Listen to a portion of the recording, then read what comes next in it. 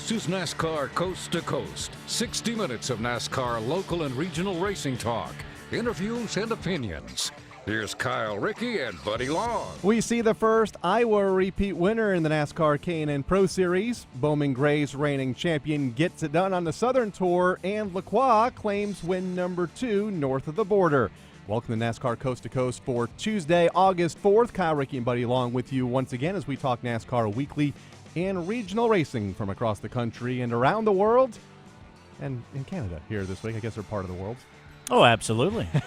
How was your trip to the Iowa Speedway? You were there covering the NASCAR Xfinity Series race this past Saturday night, the NASCAR K&N Pro Series in town as well. Yeah, one of the best Xfinity Series races I've seen in quite some time, and one of our former co-hosts just a few weeks ago, Brendan Gaughan, made it the show. He didn't win, but any battle from second on back, he was involved in intently. It was some of the best, most aggressive racing and respectful racing to a degree. I know there were some fisticuffs with a few drivers afterwards, but it's a short track, so you're going to have that. But some of the best racing I've ever seen. So was it some of the best racing because the lack of the Sprint Cup competitors in the field that usually we see out front lapping the field in the first half of the race? Usually you get Kyle in the 54 and Brad in the 22 right, and then Harvick in the 33, and they're gone. I think so to a degree. This is their moment to shine. And, I mean, they really stepped up. But, I mean, I've got to believe that when the Cup guys are in there, they want to go – these Xfinity Series regulars want to go after them just as much. But you're right to a degree, I think, because they weren't there. And, you know, even though Ryan Blaney had a dominating performance, it wasn't like he had run away and hid from the field. Mm-hmm. They were well within striking distance of him the entire night. His car was just a little bit better. Daniel Suarez had an incredible run for the better part, I guess the early part of the event.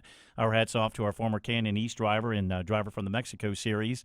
Anthony Coupin was in the race, so he was running for Rick Ware Racing. He got some quality laps in there. So, you know, it was a good race. I mean, I've never seen them. You've been down that turn. I've been out there.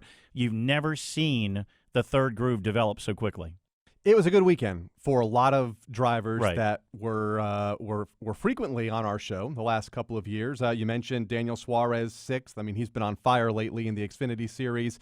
You mentioned Anthony Coupin, the defending NASCAR Whelen Euro Series champion, getting his feet wet in the Xfinity Series. Johanna Long, a driver we've had on the show a couple of times, running late models across the country, made her debut in the 97 car. Dylan Lupton had a good run, running for Athenian Motorsports in the 17th spot, and Ben Rhodes was out there as well with Junior Motorsports. What happened with him late in the race? He got involved in the race. Yeah, he had a bit of a tangle down the back straightaway. Ben really he was his own worst enemy out there because the car wasn't basically working to his liking early in the event.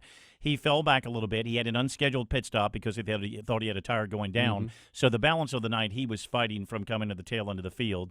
I don't know if there was contact. I don't know if we ever established that. But midpoint down the back straightaway, he went for a slide, hit the inside retaining wall big time in the front, and that pretty much was the end. And actually, a call out to Michael Self, another past K&N West driver who has won the K&N Iowa race, had a very good run for Johnny Davis Motorsports. I mean, there was a couple times where I believe at least once or twice he did get the free pass to get back on the lead lap.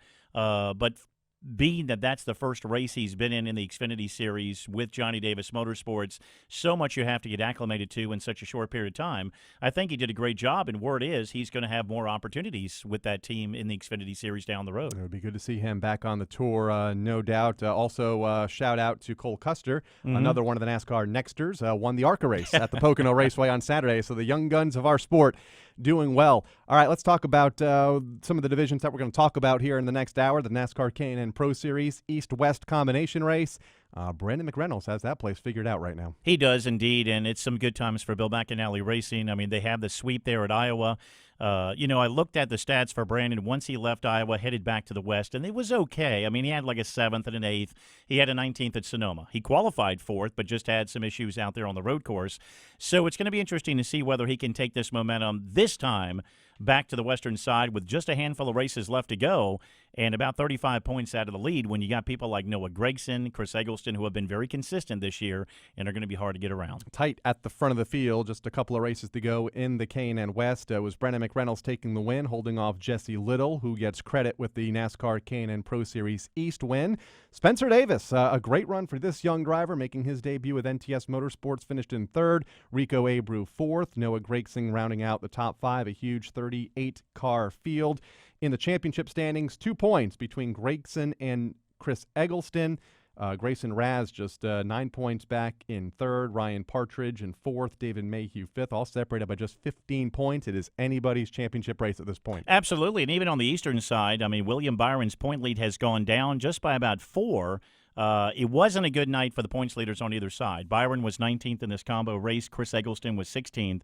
And by virtue of Scott Heckert's good run, which was 8th in the event, Heckert is now in second spot, just 25 back. It was a 29-point gap as Austin Hill has now slid down in the standings a little bit. Yeah, and the NASCAR K&N Pro Series East, they're back in action this week at Watkins Glen. The West Series is back in action in a week and a half at the Evergreen Speedway. Brandon McReynolds will join us here in a little bit to talk about the Iowa sweep and the first repeat winner at the Iowa Speedway.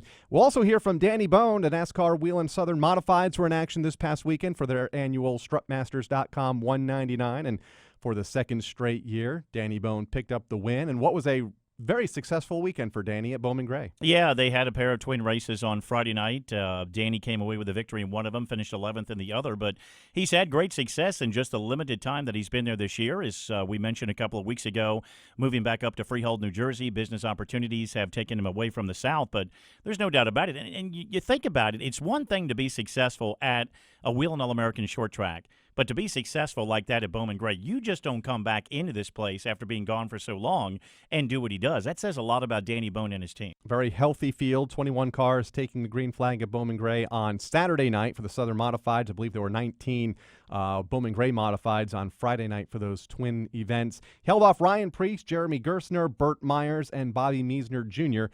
to claim that the race win on Saturday night. His first win of the season, first one back since he won there a year ago at Bowman Gray. So we'll talk to Danny Bohn coming up in a little bit.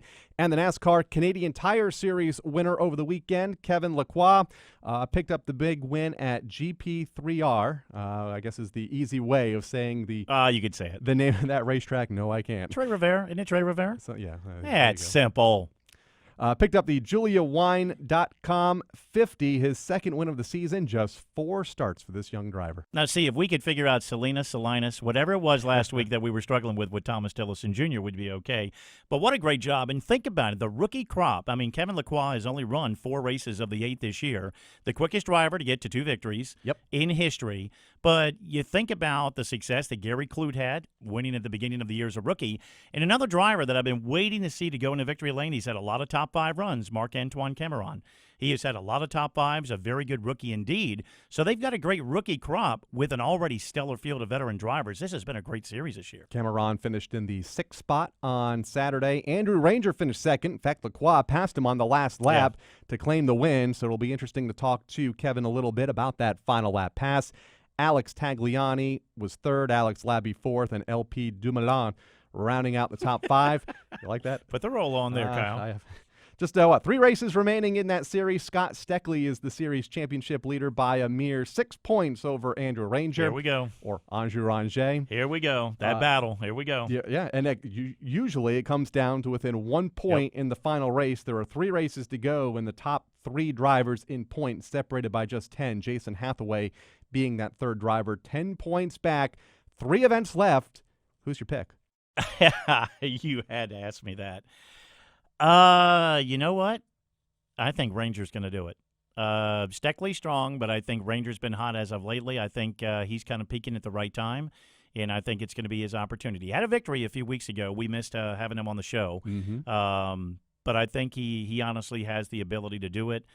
One thing we know, it's not going to be a runaway. Again, nobody's going to run away with it with 3 races left to go. It's going to be tight, and I think it's going to be decided in the final race once again. Their next race, a week and a half from now, August 15th, the Riverside 300 at Riverside International Speedway up there in Nova Scotia. Again, 3 events remaining. We'll talk to Kevin about that coming up in a little bit. A driver that we're not sure if he's going to be there or not because he's running a part-time schedule, 4 races this season and 2 wins. So we'll talk to Kevin Lacroix coming up later in the show about the excitement of the NASCAR Canadian Tire Series. But when we come back, we're going to talk about the 150-lap Thanks Kenny 300 or Thanks Kenny 150 at the thanks, Iowa Kenny. at the I guess it was hashtag Thanks Kenny 150 for the NASCAR K&N Pro Series. Brandon McReynolds dominated the race on Friday night, leading 127 of the race's 150 laps, and we'll get his thoughts on the event when we come back. NASCAR Coast to Coast will be right back on MRN.com.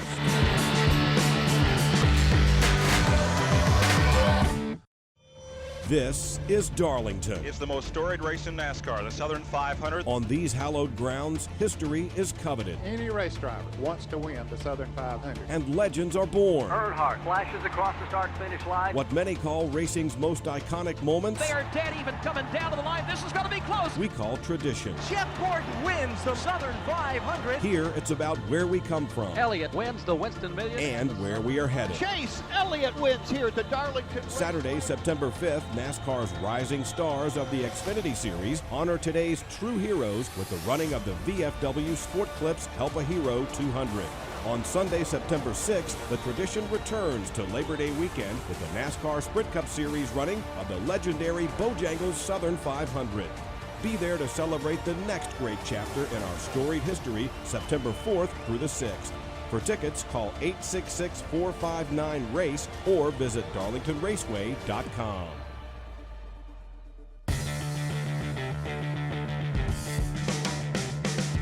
This is NASCAR Wheel and All-American Series driver Adam Gray, and you're listening to NASCAR Coast to Coast on MRN.com. Now back to Kyle and Buddy. All right, thank you very much, Adam. We'll update the NASCAR Whelen All-American Series national standings coming up later in the show, but want to talk about the NASCAR K&N Pro Series West and East because they were both in action over the weekend. Same racetrack at the same time, the Iowa Speedway on Friday night, and coming out for the big winner for the second time this season, the first driver to repeat at Iowa, Brandon McReynolds, and he joins us now on the guest line. And Brandon, I got good news for you. Every race from here on out is going to be at the Iowa Speedway for the rest of the season. Yeah, no kidding. That's what we need, I guess. Talk about your night. Obviously, a good car from the get-go, leading a majority of the laps, I believe, all but 23 laps on Friday night. Yeah, it was definitely a good run with our Napa Toyota. All the BMR guys did a really nice job getting us prepared to go back there, knowing that the racetrack was going to be a lot greasier, a lot slicker just due to the hard summer out there. But, you know, we unloaded, and we were a little bit off. I felt like we were probably a 7th or 8th place car, and Ty Joyner, my crew chief, did a really nice job just right before qualifying, actually making some last-minute adjustments. And me and Rico kind of swapped the lead back and forth there for a little while, and he kind of taught me the old slide job trick. I guess you probably learned that from Larson from their dirt days, but it was a lot of fun, and the car really come to us. We were really loose at the start, and really came to us there about 50 laps in, and we were kind of off to the races. So it was definitely cool. It was cool as a group to do something that nobody has ever done out there in the K&N division and sweep the races, and it was just a lot of fun and really trying to enjoy it. Getting Bill McAnally his 60th victory plus the sweep. It's some good times for Bill McAnally Racing, is no doubt about it. One of the things Kyle and I touched on when we were going back over the Xfinity Series race from Iowa on Saturday is the fact that the high groove came in so quickly, and that was a result pretty much of a lot of intense competition with you guys on Friday night. Where did your car work best for you? Well, I think, you know, anytime you're the leader, it's a little bit hard to decide where you want to run. You don't want to be the leader that wants to jump to the outside and end up letting somebody go around you on the bottom. But obviously when Rico had gotten a little bit of run on me and gotten around me, I knew that I was going to have to figure something else out, that there wasn't a lot of grip on the bottom. No different than watching, you know, like Brendan Gaughan in the Xfinity Series race on Saturday night. Our car was pretty good about 3/4 of the way up. Not quite by the wall, but there was a lot of grip just on the top hash marks that you see there at Iowa Speedway, and that's kind of where we settled in. And once we took our halfway break and put 4 tires on, we knew that the bottom was going to be the way to go, so we restarted on the bottom, which I felt like was the right choice, and it ended up being the right choice. And then obviously as the race went on, about 30 laps into a run, you had to be up towards the wall. So it's really cool to see Iowa Speedway really gaining a lot of attention for the Xfinity Series, the Truck Series, and the K&N Series, and what good racing it brings. You know, obviously it's easy to say that when you're fresh off a win, but I know even years past when we've struggled out there with our cars, it's still a lot of fun to race on. Were there any right front right front concerns? I know there were some heavy hitters that ran well early that had some tire issues. David Mayhew, Kenzie Ruston come to mind. Any issues or worries during the course of an event about a right front tire issue? Yeah, for sure. I mean, obviously, when you take a bias ply tire to a big racetrack, you always worry about overheating the right front tire or too much camber and things like that. Ty was pretty. Ty, my crew chief, was pretty conservative on all that, knowing that we had a pretty good car and he didn't want to push the issue. But obviously, when you come around the racetrack for a caution and 30 laps in, the old 17 car with David Mayhew, who always is somebody you got to race for a win, is stuck in the wall. It gets you thinking about it a little bit, and really just how much green flag running that we had after the halfway break. I think we went maybe, I don't know, 50, 60 laps without a caution all the way to about 20 to go. We were a little nervous about it, but obviously being able to be out front and have clean air and kind of pace the field, we were able to take care of our right front tire pretty good. And that was the theme of the weekend. You guys had long green flag runs. The Xfinity Series actually broke the record on Saturday for the longest green flag run. I think they got to lap 75, and my head was on a swivel out in the turn trying to keep up with everybody, Brendan Gaughan included. Now, when you left the first time, I know you guys carried a lot of momentum back to the West. You had a 7th, an 8th, and a 19th place finish, but albeit that was at Sonoma, and you had a good qualifying effort there, and things didn't work out your way. Is there anything different this time that you take away now that you guys got the sweep, knowing that you only have a handful of races left to go? You had a 35-point deficit to Noah trying to win that championship, but, I mean, is the level of momentum that much higher for you guys as you head back to Evergreen here in a couple of weekends? Well, I think it is. I mean, obviously, being a competitor, anytime that you're successful at something, you got to have confidence, but at the same time, you got to understand that there's still a job to do. And like you said, we got Evergreen coming up, not this weekend, but next weekend, and we got to go out there and do our job as always. Every race is important, whether it's Iowa Speedway or going to Sonoma or Evergreen or Colorado, no matter where it may be. It has been an up and down year for us, and it is a little bit frustrating because really the speed that we've showed at Iowa, we've had that everywhere we've gone. It's just been a matter of short track racing and getting run over by somebody. At Sonoma, we had a shot to win right at the end and got run over. But at the same time, you can't really rest on that. We just got to roll up our sleeves and keep working. And I think the best thing we can do as a group, as the 16 team, is just keep doing the things that got us to those 2 Iowa wins. And we got to let the points kind of shake out however they may. We got some good racetracks coming up for us, and obviously we're looking forward to going back to a big track at the end of the year at Phoenix. So hopefully we can capitalize on that if we're right there in the running for it. 35 points out of the lead right now in the 8th position, but with 2 wins. Top 8 separated, as we mentioned, 35. It's going to be tight right down to the end. What are some of the keys to getting around this Evergreen Speedway? Obviously, you ran well there a year ago, just falling short of the win, finishing in the 2nd spot last year. That's where the tour goes next in a week and a half from now. Yeah, it's definitely a tricky little track. It reminds me, for all the East Coast people out there, it reminds me a lot of Greenville Pickens. Just a lot bigger, really. It's almost like Greenville would fit right inside of Evergreen, but it's really flat, really wore out, has a lot of bumps, a lot of character. It's kind of like Iowa where you can move around a lot. You can run up by the wall or you can run down by the apron. So I think the key is just going to be finding forward drive. That's one of the things we really try to focus on last year, and whoever can find that balance, because it is a day race and it's going to be hot, it's going to be slick, but luckily you don't have to kind of chase your tail. Whatever you got in practice is what you're going to have in the race. It's not like the sun's going to go down. So I think the biggest thing for us is going out there, and obviously you got to be able to turn the center, but just really focusing on forward drive to keep your tires under you for 150 laps. A lot of good short tracks remaining. Evergreen, Colorado National, Meridian out in Idaho, All-American Speedway, and as you mentioned, wrapping things up at Phoenix International Raceway. We mentioned earlier the 60th victory for Bill McAnally Racing. We had Brendan Gaughan on as a co-host just a few weeks ago. Bill also was a guest on the show. It's been some good times this year for Bill McAnally Racing.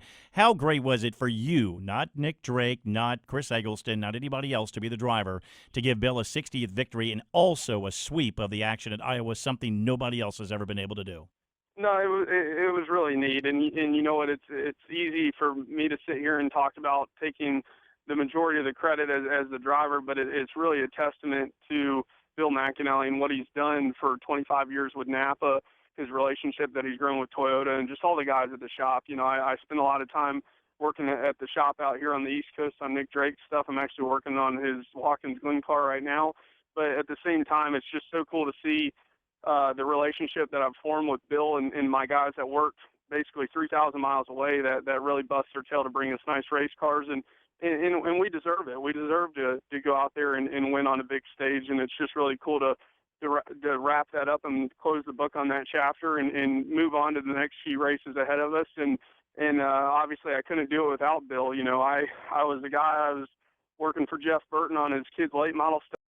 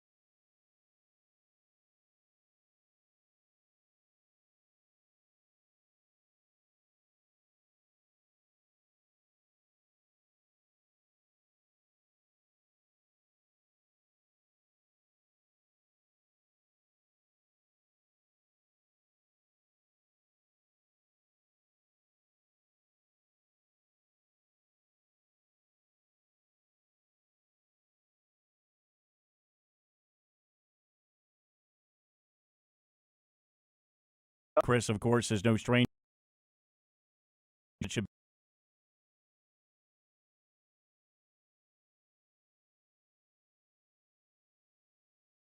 than the Western schedule. Is there anything else that stands out for you guys for the balance of the year other than the 5 West races to go? As far as my stuff, not right now. I mean, obviously, if there was funding, we would definitely entertain trying to go and be a teammate, another BMR teammate on the East Coast with Nick. But as far as Nick stuff goes, you know, I think us as a team on the 15 side of things for Bill McAnally Racing, we've been gaining some momentum. I mean, it's no lie that we started off and we were a little bit behind. We had some catching up to do to the 9 and a lot of the Harry Scott cars, but I think we're getting there. You know, we went to Loudon and finished 4th. I was actually spotting for Nick, and he did a really nice job. And it's a shame we were actually one of the guys as a 15 team at Iowa that had a right front tire issue and really deserved to have a top 5 run and was running inside the top 5. So it's good to see us gaining some momentum. Obviously, Nick's really looking forward to the rest of the schedule, and I think he'll go up to Watkins Glen and he'll be a threat to run in the top 5 and hopefully have a shot at the win at the end. Yeah, Nick right now 8th in the championship standings with some momentum on his side, looking to do well at Watkins Glen.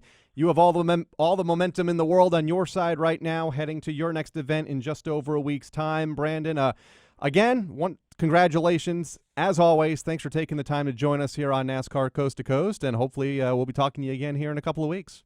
Yes, sir. Well, I really appreciate it, guys. And once again, just got to thank Bill McAnally, our team, and Napa and Toyota and all the people that make us happen. If it wasn't for all those partners and all those people helping me, I obviously wouldn't be in this spot. So definitely very fortunate, and hopefully we can rack up a couple more wins and come on here and hang out with you guys some more. Absolutely. Takes a lot of folks to get to victory lane these days in the NASCAR K&N Pro Series East and West. Brandon McReynolds joining us here on NASCAR Coast to Coast. A very competitive field. Like we talked about it last week, it's like an all-star race. For that series, you get the East, all the East Coast drivers there. You get all the West Coast drivers there, and it's one of the best 2 races of the season. And to see what has happened on the western side of the country this year with the influx of the rookies just made that race that much more spectacular, or both races this year, and you see it. Big difference. The West is now coming to life more and more, and I think we're going to see more of that. As Brendan mentioned, there's 2 or 3 drivers that McAnally's got on his radar that are very young right now. I think they're still in preschool. But, when I hear of 15 and 16 and 17-year-old kids doing what they're doing right now, I think the West has a lot of health. They have a lot of good years coming ahead of them. That's going to make this combo race that much better because I think we know the East will always be strong. Yeah, absolutely. I'm looking at all the stars on the results here, all the West Series rookies. There's a bunch of them there in the top 10 and in the top 15, Ryan Partridges and then Nicole Bihars of the world running well in the NASCAR K&N Pro Series West, and a lot of rookies as well in the NASCAR K&N Pro Series East, the J.J. Haleys. And how about Colin Cabry, a top 10 effort, his first, I believe, of the season for Rev Racing, finishing up in the 9th spot the other night at the Iowa Speedway. When we come back, we're going to shift gears and talk open wheel racing. Go to Bowman Gray Stadium, talk about the strutmasters.com 199 at Bowman Gray Stadium with race winner Danny Bohn. And also a little later in the show, we'll tell you what NASCAR K&N Pro Series driver chose their favorite movie to be Finding Nemo. That wasn't me. I'm sure it wasn't. We'll tell you who it is, though, coming up in a little bit here on NASCAR Coast to Coast. Coming back with more of NASCAR Coast to Coast, it's Kyle Rickey and Buddy Long right after this. The road to victory lane isn't just for drivers anymore. Introducing the official daily fantasy game of NASCAR at DraftKings.com, America's favorite daily fantasy sports site. Just pick a team of 5 drivers and stay under the salary cap. Outscore your opponents and win. Hurry to DraftKings.com now and use promo code COAST to play for free. You could win part of the $1 billion in prizes being awarded this year. Enter COAST to play for free now at DraftKings.com. That's DraftKings.com. Hi, this is Eli Gold, the host of NASCAR Live. We've been taking your calls every Tuesday night for over 30 years, but now you don't have to wait for Tuesday. Call Motor Racing Network's fan hotline at 844-4-ASK-MRN. I think Kyle Busch should be able to step right in and run for the championship if he gets a win. Just like any other sports figure, they're out for part of the season because of an injury. They come in, they win the championship, they win the trophy. Be a part of the voice of NASCAR. Call 844-4-ASK-MRN.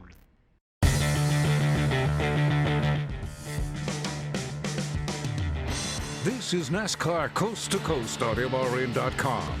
Here's Kyle and Buddy. Not a whole lot of folks over the years have been able to figure out Bowman Gray Stadium. It's a tough track to figure out. Flat quarter mile around a football field, and anything can happen, and usually does. But Danny Bohn, here in the last couple of seasons, has been able to figure it out, both on a weekly schedule a year ago, being the track's reigning champion, and on the NASCAR Whelen Modified Southern Tour. He's been able to win the last 2 events there now, and he joins us now on the guest line. Danny, congratulations again. Strutmasters.com 199 was held for the Southern Modifieds this past Saturday night, and for the 2nd year in a row, you found yourself in victory lane. Congratulations on the win. Thank you. Thanks again for having me on the show. What's been the secret? Buddy and I were talking earlier. It's a tough place to get figured out for anybody. What's the secret of success there these last 2 seasons for you? To be honest, I wish I knew. I come from Wall Stadium, which is kind of, I guess it's a bigger Bowman Gray. There's a lot of bumping, a lot of grinding, but it's banked. But there's kind of a finesse racetrack. You kind of got to find a line and try things out. And, with my dad and his modified history and knowing a lot about the cars, I have to say that's probably the biggest key to our success because, it's a little different than your ordinary racetrack. But, I was able to win my 2nd time there, or it was my 3rd race, but my 2nd time I showed up there back in 2011. And, we've kind of had a grip on them since, and we still make changes. I won the 100 lapper a couple weeks ago with the stadium car. It was good, but it wasn't where it needed to be. So we made a couple little changes, and Friday night I ended up winning one of the 50 lappers. We had a good car in the first 52, and I did like 4 laps of practice and said, before we dial it out, just park it because this thing's on a rail. And I remember, I guess when you're going back to the days of your dad, I remember Eddie Bohn running up at Wall Stadium, and I guess I'm telling on myself age-wise, I guess Gil Hearn was another one of the veterans that he raced up against. I'm thinking about some of the names from Wall Stadium from the past, a race in which you said you're going to be at come up November for the annual Turkey Derby. But when we're reading how things transpired and what you've been able to do, L.W. Miller has been the only other driver that has been able to win tour races back-to-back at Bowman Gray Stadium. You've been able to do it, and your name now is being mentioned in the same breath with the Ralph Brinkleys, the Junior Millers, the Myers, and that's pretty impressive when you look at the history of Bowman Gray Stadium. Yeah, I mean, it's really an honor. You know, like I said before, I didn't really grow up down around Bowman Gray. And I really honestly didn't know a lot about the history of it until I moved down there. And, you know, like I said, I sat in the grandstands there the first year I moved there and, you know, just thought how awesome it was with the following that they have and the people that show up to watch modified racing. And I'm sitting there telling myself, you know, I used to race modifieds. I'd love to just race here one time just to say, I raced here. And, you know, fortunately, I was able to put some sponsors together and put a good deal together where I took my old car that I used to run at Wald and changed it into a car that we could run at Bowman Gray. And like I said, to win my second night out, and then, you know, after you win one, you want to win another one. And, you know, a couple years later, we did win a few races. I picked up the ride with Puddin', and actually last year was the first full season I raced every race. And, you know, the couple years before that, I drove for Dave Moody on the Super Late Model Series. And yeah, but we're not going to hold that against you. Not at all, Danny. But and then another year, my brother got married on a Saturday, so I couldn't run the whole season. And, you know, Puddin' never won the championship there, and he really wanted to run for the points. I wanted to run for the points to see where we could stand, you know, up against those guys. And, you know, we had some luck. We had, you know, the penalties. Apparently, you need some more luck with the cell service. Now, I'm good at impressions, but I can't do Danny Bohn. I can't do that though.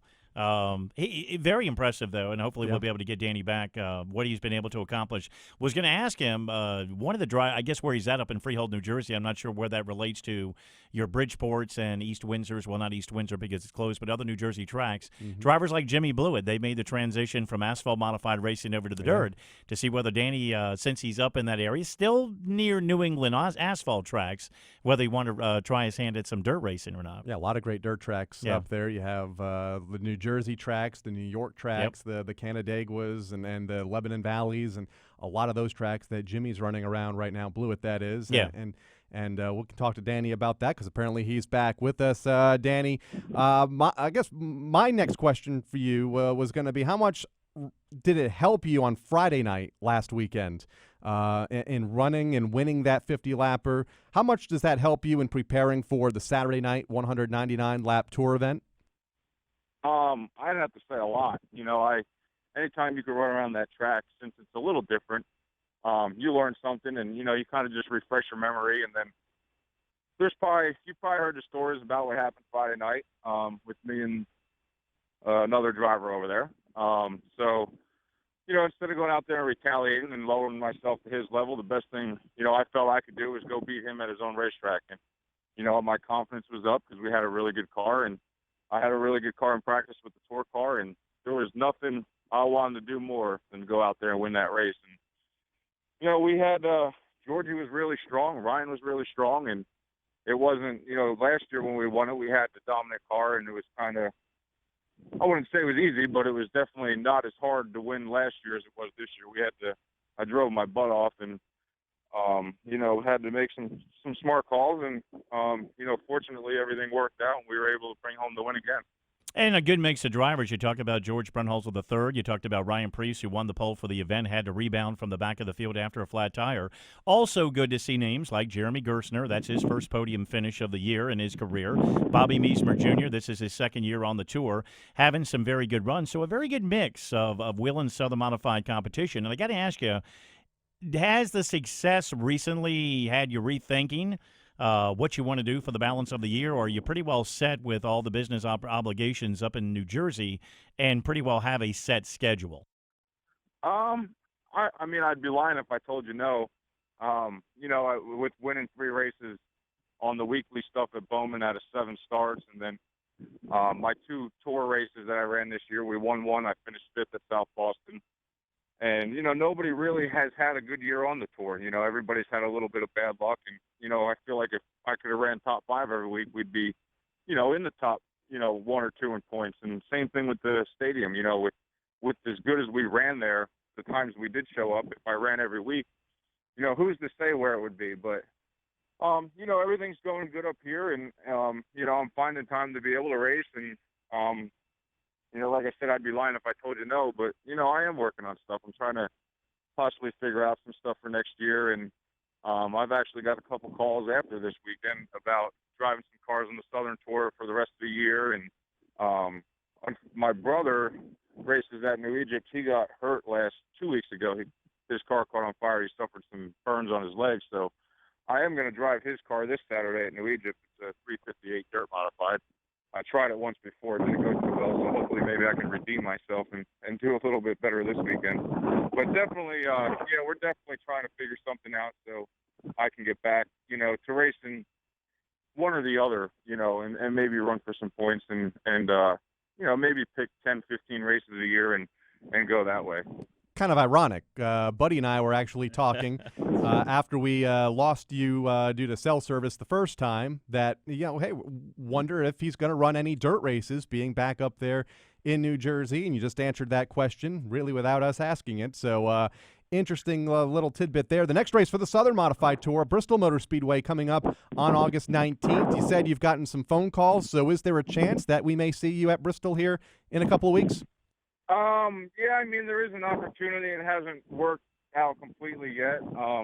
Bristol's not one of my favorite tracks, to be honest with you. It's just one of those places there, kind of feel like you're driving on edge all the time. And, with me being a smaller team, one mistake and you slap the wall there, you're going to be buying a new car. So, like I said, I'm not 100% sure on that one yet, but I'd venture to say you'll definitely see me back down there on the Southern Tour at some point this year in somebody's car or even my own car. And as far as Bowman Gray, I'm undecided on the 150. We won that last year with the 53 car. That's the last race of the year. Like I said, as successful as we've been, it's almost, do I want to go down there and try to win again, or should I just, call the quits while I'm ahead? Because, it's been a really good season so far and like I said, I didn't even plan on really racing much at all this year, and to win 4 races out of 9 starts, and it's just been a good year. It's been everything, as far as personal wise and racing wise. It's just one of those years that, hopefully next year's half as good as this year. Well, it's good to hear that you're going to be coming back down to the South, because if you were choosing to stay up in the Northeast, and you're talking about New Egypt, unfortunately, that's not a NASCAR sanctioned track. So Kyle and I have a prerequisite. If you stayed in the Northeast and if you ran dirt modifieds or asphalt modifieds, you'd have to go to, I guess, we'd start with Utica Rome. Yeah. Which has got talent. That's up in New York with Matt Shepard, Larry White, and all those guys. They're very good. Or he'd have to do the double dip at Airborne Park or Devil's Bowl Speedway, and that's dirt modifieds on asphalt.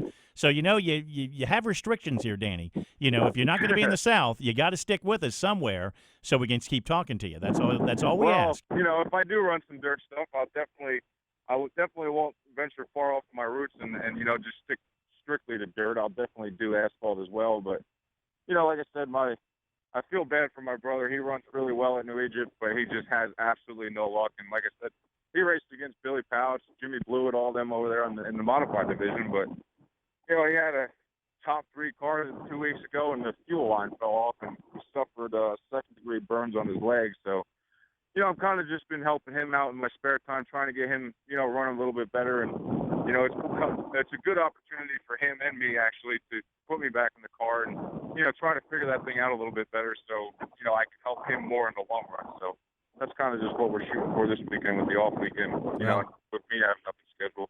We wish him well. We wish you well behind the wheel and filling in, and we hope to see you back on the Southern Modified Tour and at Bowman Gray Stadium down the road. Congratulations, though, again on the win. A very successful weekend last weekend with the win on Friday night, and then backing it up on Saturday night with the Southern Modified win. All right, guys. Well, thanks for having me on. Hopefully I can win another race so I can talk to you again this year. We look forward to that. Danny Bohn joining us here, winner of the Strutmasters.com 199 at Bowman Gray Stadium this past Saturday night. Another NASCAR winner joins us after the break in just his 4th start already. his second win, batting 500 right now, yep. if I can do the math right. Kevin Lacroix will join us after the break. NASCAR Coast to Coast will be right back on MRN.com.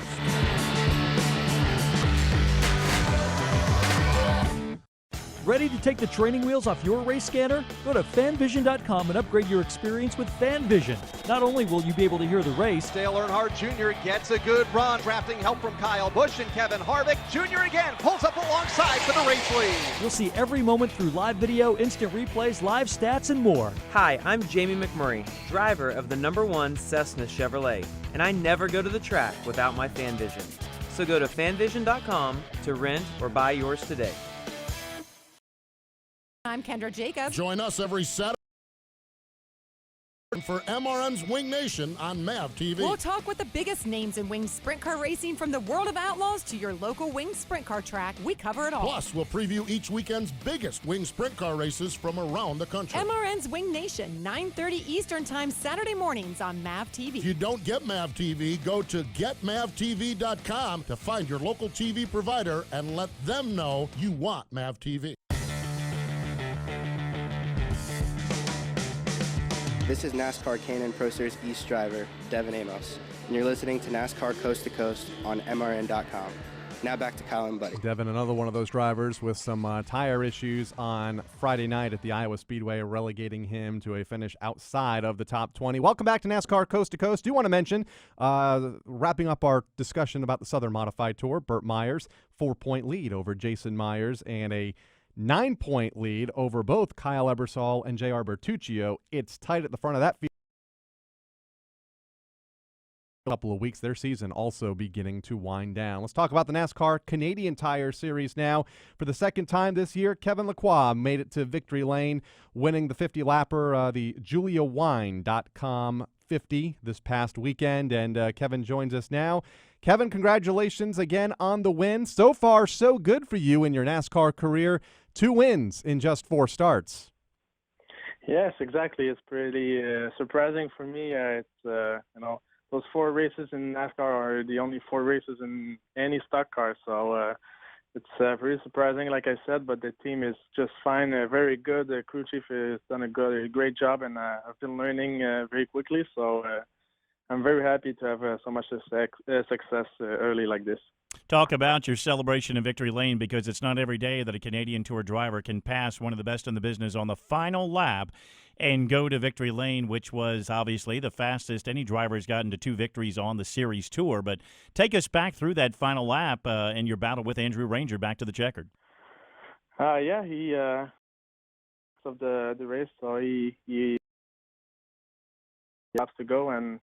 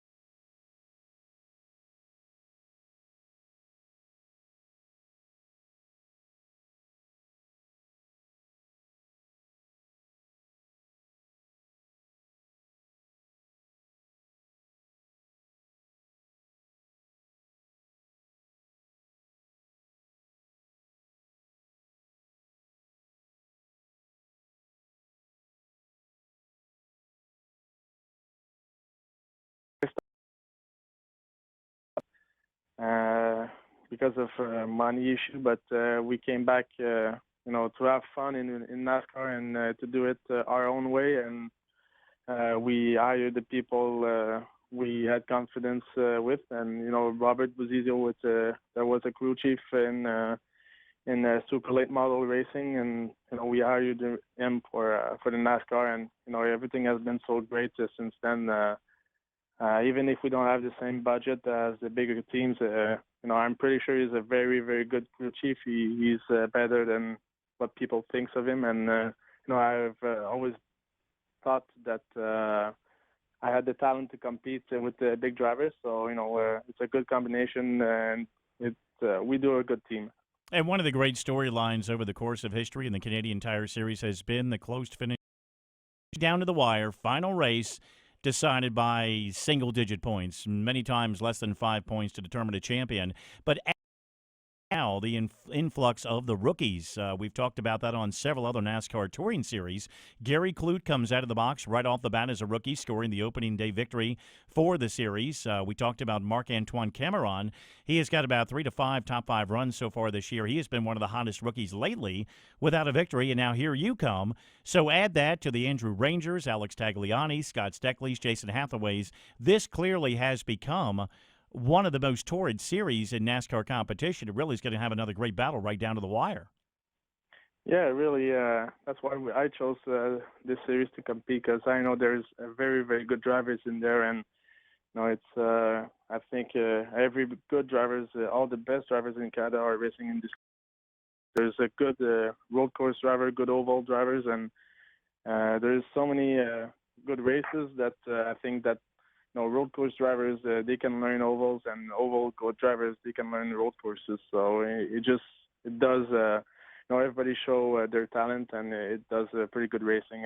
And, Gary Clute was, like you said, it was very, very fast in most sport, and then Cameron is very good too, and I'm coming, and I think that's very good for the sport to put on a show like this. You've run 4 of the 8 races, picked up 2 wins this season. How many more races should we expect to see you this season? The 3 to go. Riverside 300 coming up here in a couple of weeks at Riverside International Speedway in Nova Scotia. Will you be there? Will we see you at Canadian Tire Motorsports Park when we get down there here in a couple of weeks? Yeah, for sure. The Canadian Tire Motorsport Park, I'll be there. I'll be in Kawart for the last race of the season. Concerning the next event in Riverside, we don't know yet. It was not. I didn't plan to go there, but with the victory last week, we're just so excited that we will try to prepare the car to get there, but it's pretty tight, so we'll see. But for sure, the last 2 races will be there, and we'll be ready to compete. And I know it's a little bit of a stretch to go into the future, and it's a little early to talk about the following season, but was the intent, you guys have conquered a lot of the objectives so far this year, but is the intent to get back on the schedule on a full-time basis in 2016? Yeah, that was the focus since the beginning. This year was supposed to be only a learning season because I've never raced in a stock car before, so and ovals are very new to me also. So it's a big learning curve, and we're surprised with the 2 wins that we got. But the goal is to have a complete season next year and to be ready and compete for the first place in the standings. You say stock car racing is new to you. Road racing, however, is not. You began your career in karts. You moved into Formula BMWs. You've run the Star Mazda series. How much do you think all those different road racing series has helped you in adapting to these stock cars on road courses? For sure the car is very different. Much more power, but much heavier also. No downforce, but everything. Any races that you go, it's always a competition, and how fast you can learn the cars, the tracks, and the competition. So, any car that you drive is always, even if it's not, the same thing as a NASCAR, it's always a good experience to be on a road course. So, we can learn from anything, and I think I can adapt myself to any kind of racing, any kind of car. So, all the races that I've been in the past, even if it's a long time ago. I stopped for 7 years, but with the age that I was much younger at the time, and I think even if I stopped racing for a few years, I think I'm a better driver than I was before, and I'm more mature. And those cars, you need to be mature and to be patient managing the brakes and tires, and I think that's what I got with the age. Well, we're glad you're back in the sport. We're glad you chose NASCAR to come back, and look forward to meeting you in a couple of weeks when the Motor Racing Network crew heads to the Canadian Tire Motorsports Park to broadcast the Camping World Truck event. The NASCAR Canadian Tire Series is there as well, and it's always one of our favorite races of the year. And congratulations again on the win this past weekend. Yes, thank you very much. Kevin Lacroix joining us 50-50 right now in the NASCAR Canadian Tire Series. You'll laugh. But, no, we were talking about math. I mean, we were saying about 500 with 4 out of 8 wins, or 2 wins out of 4 races. I'm the same way. See, I couldn't do it either. Shut up, Craig. Andrew Ranger in the second spot. 6 points separate the top 2 in the championship standings. Scott Steckley, the point leader over Andrew Ranger. 10 back to Jason Hathaway, heading to Riverside in a couple of weeks. When we come back, we'll talk about the National Series standings and some results from across the country. But first, let's take a moment, get to know some of the stars of NASCAR's Regional Series a bit closer as we go off the wall. J.J. Haley, do you have any superstitions? Yeah, I have a lot of superstitions actually. Green, there's the nuts in the trailer, peanuts, anything like that. Just anything that's, a superstition just gets me. Nick Drake, one thing that you would like to do in this life that you've never done before? I want to go skydiving, so that'd be fun. I actually hate heights too, so I don't know why I'm doing it, but it's just something I want to do. Sarah Cornett-Ching, favorite movie of all time? Finding Nemo. It's my very favorite movie. It's so funny. Dory makes me laugh. Tim Brown, what question do you hate having to answer? I have fans, and they're diehard Tim Brown fans, and I love them to death. But they're always asking me to wreck somebody. You know what I mean? You gonna wreck somebody tonight? You gonna wreck Bert tonight? You gonna wreck Junior? You gonna wreck? And I don't race that way. So I just it aggravates me because I don't race that way, and that's probably the only that or my age. I don't like to tell somebody how old I am. Coming back with more of NASCAR Coast to Coast, it's Kyle Rickey and Buddy Long right after this.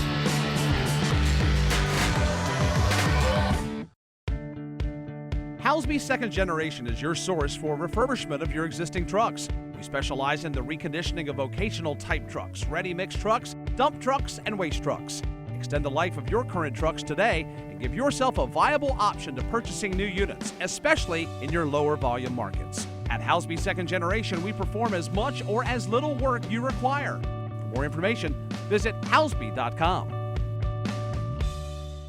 Motor Racing Network has always been your source for motorsports coverage when you couldn't be at the track. Now, MRN is even more accessible with the brand new MRN app, available on your iPhone or Android device right now. This free app delivers all the latest motorsports news and schedules, locates nearby MRN stations, streams your favorite programs, and lets you interact with the MRN team on social media. Search MRN in the App Store or on Google Play. It's the Motor Racing Network at your fingertips, and it's available right now.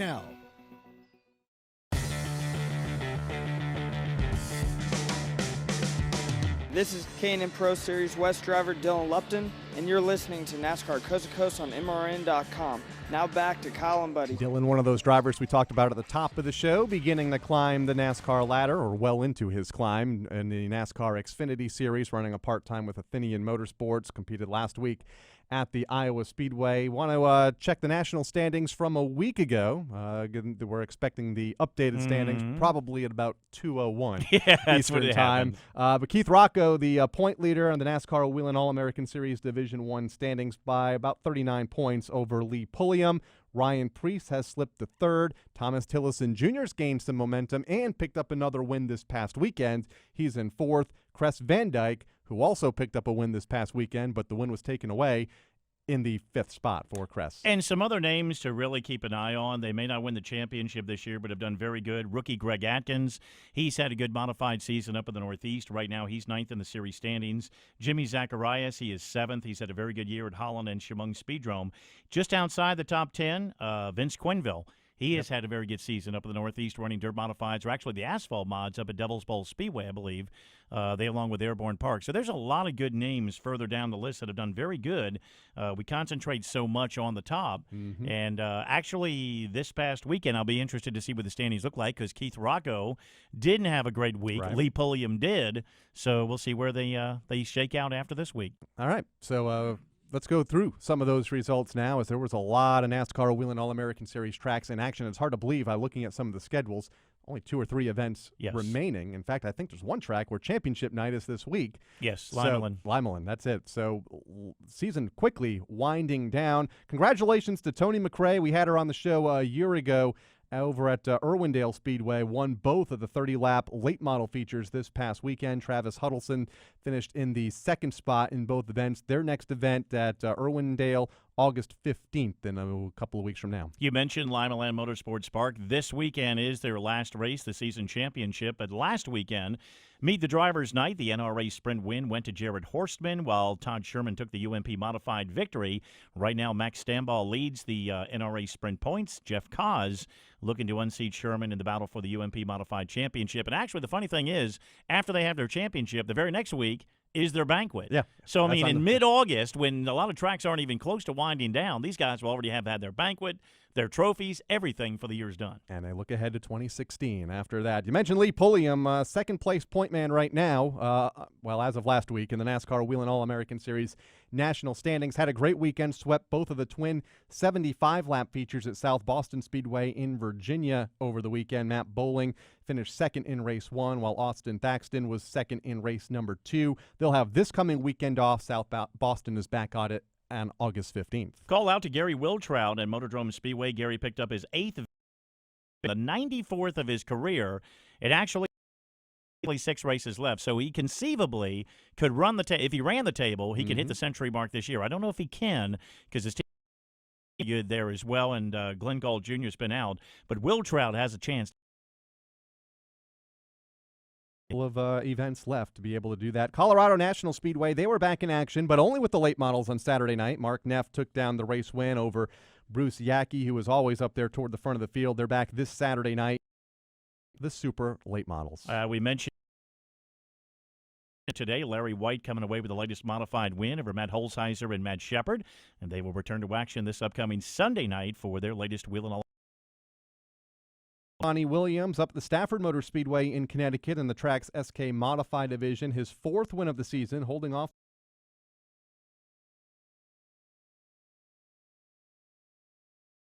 model win. They are back in action this Friday night with the modified late models. How about John up at Cedar Lake Speedway in Wisconsin? And this weekend there's a USAC Sprint Car Special, but Cedar Lake go this year. New Smyrna Speedway again. I believe this is the 2nd or 3rd time in just the last month that they've been raining. Late Model 50 has been rescheduled. 17th. They're going to try it again this Saturday night, August 8th, with the super late model. Cars was at Meridian, Idaho, and of course the much top 5, top 10 during the race. New winner at the Riverhead Raceway in New York. Vinny beyond it a little. Finished stick to math. You think it was good. Pro 2.